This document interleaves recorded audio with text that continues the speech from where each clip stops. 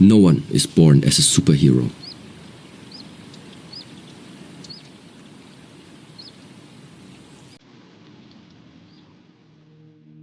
You can only give out pain to another person when you yourself have received that pain before.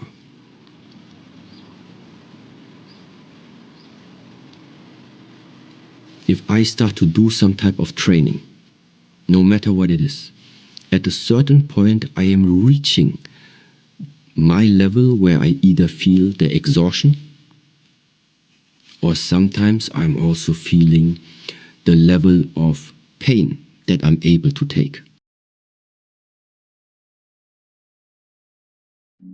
Now the question is, what are you going to do exactly at this borderline?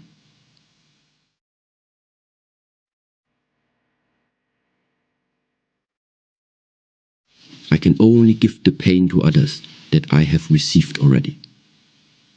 My bones can only be as hard as I have hit whatever was hard like that. And so that means take it as a challenge. Everything that hurts you, find a way to overcome it.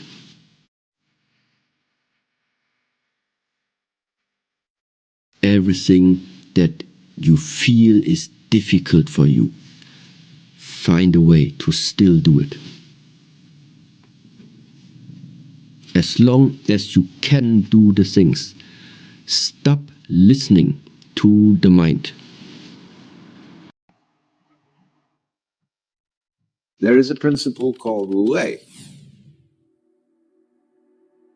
Wu means none or not, no, negation.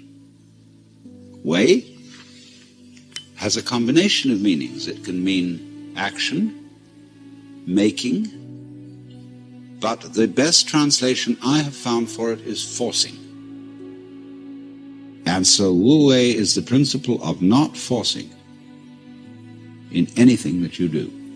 Now we know when we watch any performance of an artist, be it a dancer or an actor or a musician, we know immediately when the performance is forced. And we say it doesn't ring true, it's too artificial, it doesn't seem to be natural. Many people who study the Taoist doctrines think that Wu Wei means do nothing, in the sense of laissez-faire, be lazy, always be passive. It doesn't mean that. There is a time for action. When you study judo, you use muscle only at the right moment. When your opponent is hopelessly overextended and off balance, and you add a little muscle to it and you throw him across the room. But only then. You never use muscle at the wrong moment. For as Shakespeare knew perfectly well, there is a tide in the affairs of men which, taken at its flood, leads on to fortune. And so Wu Wei is based on knowledge of the tide, the drift of things. Get with it. Wu Wei is the art of sailing rather than the art of rowing.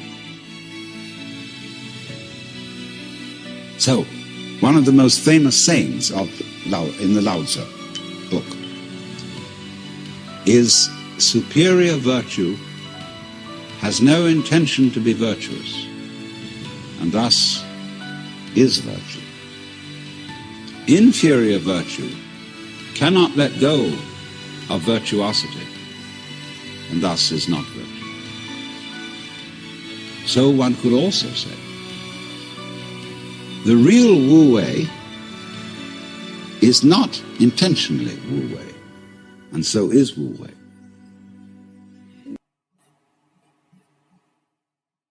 But inferior Wu Wei so tries to be Wu Wei that it isn't.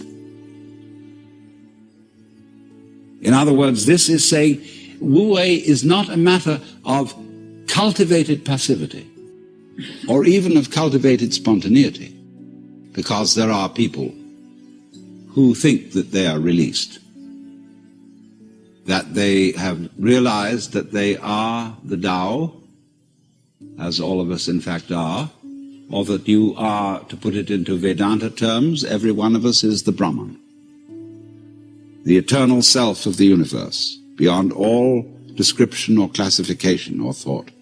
And you say, okay, baby, I'm that. Now I'm going to have a ball. Well, what kind of a ball do they have?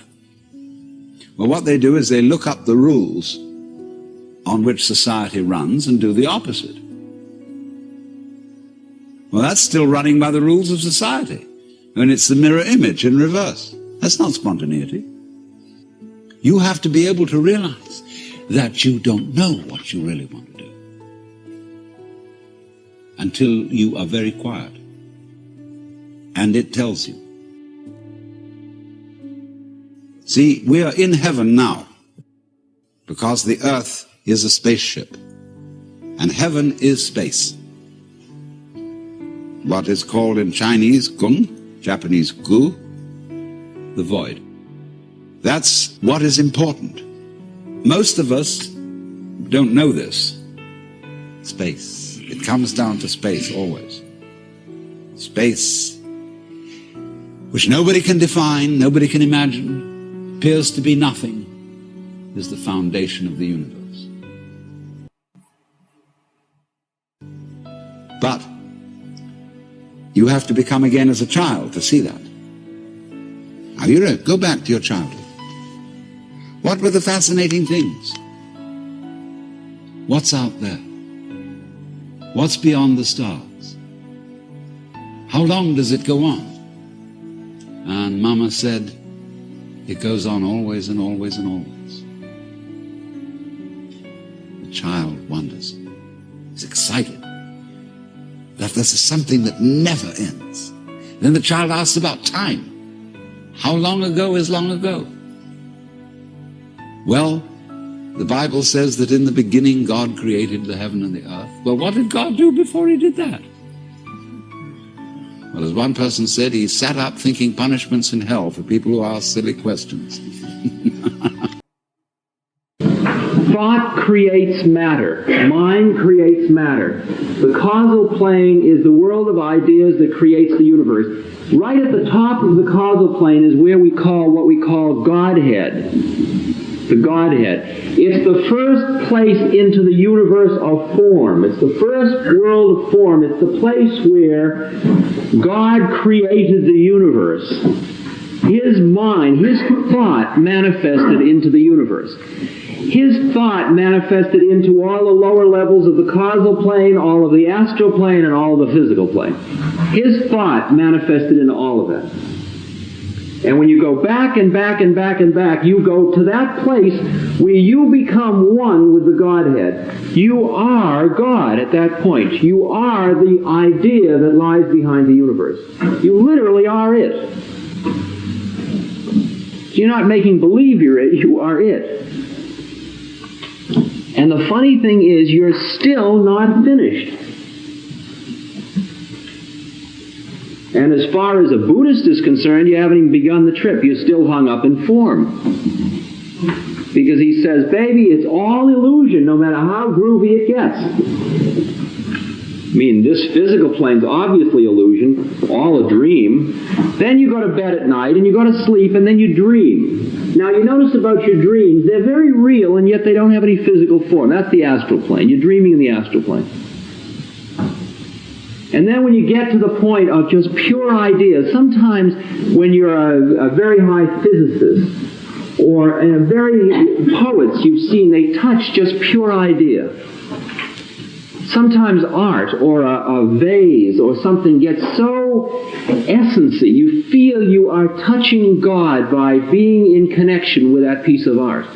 Because it's pure idea. It's the idea of vaseness, if you will.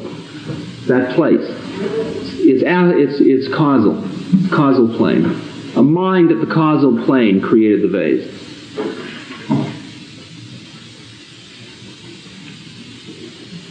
Created the vase. But then you go finally through the final door. and you go from the form into the formless, into the void, into the beyond. The Tibetan mantra is Gate Gate Para Gate Parasamgate Bodhi Swaha. O wisdom which has gone beyond the beyond, to thee homage.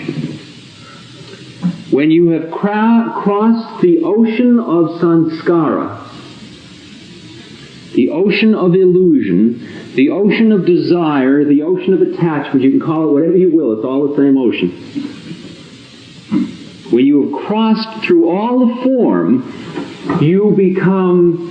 you enter into the state of formlessness. It is eternally quiet. It's eternally quiet.